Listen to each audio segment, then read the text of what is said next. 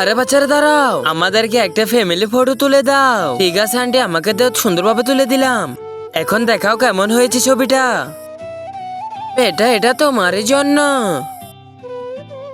এই তো, এই কে দিয়েছে তোমাকে? উনি দিয়েছে।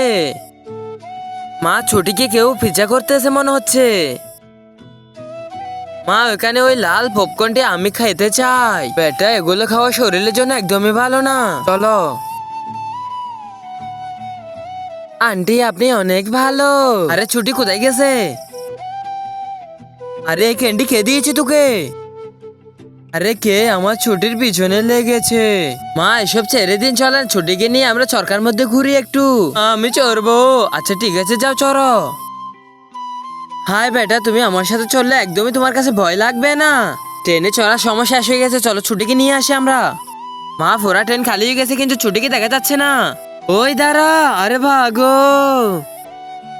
বেটা, এখানে আমাদেরকে আর কেউ দেখবে না। কে তুই? আমার বেটিকে লুকাই চুরি করে নিয়ে যাচ্ছিস কেন?